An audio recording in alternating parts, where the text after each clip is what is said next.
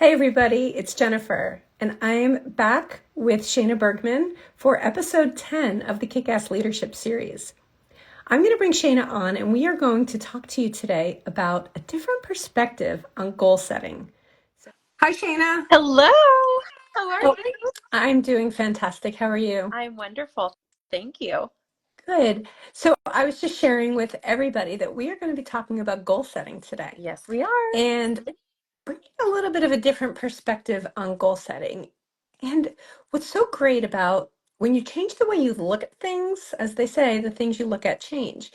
And what if there was a way to think about goals so that there was a little less fear and anxiety and maybe a little bit more confidence and ease? Love it. Yes, let's talk about it. All right. So, very often people get stuck in thinking about goals. It becomes, instead of an empowering place to strive to be, it becomes almost this disempowering, uh, you know, feeling like a failure, feeling like things aren't good enough context. What might Yeah. be another way, Shayna, that you would see people can look at that? So it's interesting. I think you're spot on that sometimes I think they create a lot of stress for people. They create a lot of pressure, especially going into the new year. I think that's a big piece of it. And I actually think about goals a little differently than how probably a lot of people think about them. So here's a perspective I would share, and I'd love to hear what you think too, Jen. But to me, sometimes when we set a goal, it's actually quite limiting because it's only what our minds have seen or can imagine. And something that I've learned in my life and I've seen is that a lot of times what I get is so much bigger and greater than what I maybe set out to get. And I actually, over time, have evolved from setting big, big goals. And I know we'll talk about this over Mhm. time. I do think goals have a place, little goals have a place, but I've actually evolved from setting very big goals to being a little bit more open to just knowing kind of directionally what I want, but allowing wonder and curiosity to come into play because I've learned that a lot of times when I allow that, I get something even better than my brain could have wrapped itself around at the time. Right, because our minds are only, basically, they're limited. They're only capable of dreaming based on past experiences, either things we've experienced or things we've seen other people experience or things we've read about. And oftentimes those categories are things we actually don't even think we can achieve. Well, yeah, he did that, but I could never do that.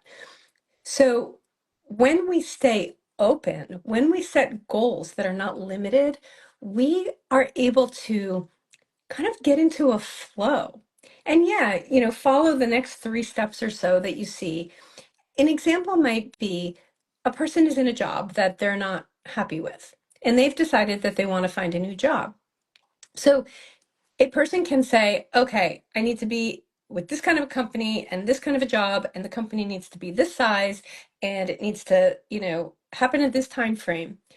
What can start to happen is if that specific thing doesn't show up, they can start to feel a lot of stress and anxiety, and then they start to feel bad. It's never going to happen. Maybe I don't deserve it. Maybe I'm not worth it. Then it puts them into lower energy levels. And from there, creating an expanded possibility becomes very, very difficult.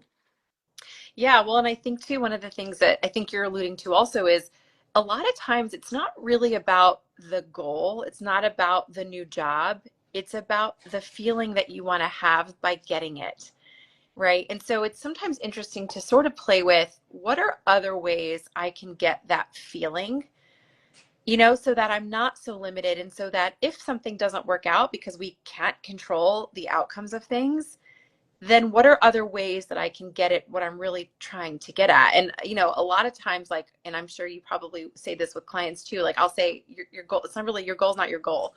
Right. Sometimes they don't believe me. And then they'll say to me, gosh, the thing I came to you for is not the thing that I'm actually working on. And I'm like, I know. Well, that's the beauty of coaching, isn't it? Because our minds think we want one thing, but in reality, it's something else that we want. Yes, exactly. And so I think maybe, this kind of helps people see them a little bit differently Hmm. because there's so much cultural defining for us of how goals should look and what goal setting is. And I know you and I will touch on that at some point because there's something to that too. But I think maybe this is just maybe can open people's minds a little bit that the idea, the concept of goal setting maybe can look a little bit different and feel a little bit more carefree Yes. and stressful, if if we let Right. it. And at the end of the day, there are certain things that people want or need. So it's not a suggestion of saying, forget the goals. It's about leaving there to be somewhat of an openness. So if we go back to that job example, a person may know that, okay, I'm currently making, I don't know, say a person's making $100,000 a year, and they know that they cannot move because their kids are in school. So, what I usually encourage people to do is to start making a list of either characteristics or experiences and feelings, those things actually being more important. So, they might say, okay, my new job needs to pay $100,000 per year or more, never limit it, and it needs to be either remote or within a certain mile radius. And then start putting things like, I want to be part of an amazing team that works well together. I want to be working on a project that has me feel that there's some level of passion or purpose associated with it. I want to work for leaders who care about their people and inspire others and are open to feedback and communication, right? When you start putting out things like that, that's not a concrete goal, but it is a goal. It's more of it's an energy, it's an intention.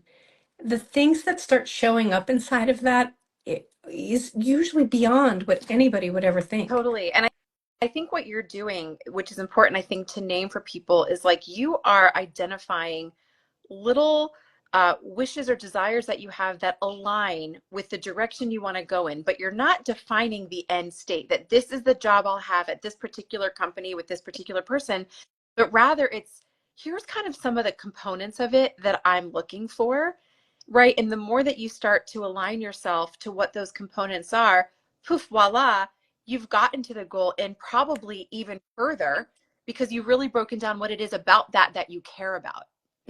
Exactly. And another analogy is when we uh, look at young people who are maybe in high school.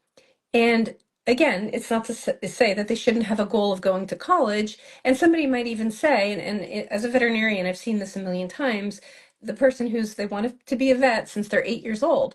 And they set out on this path, but they never allow themselves to ever look anywhere else or stop to reconsider, do I really want this?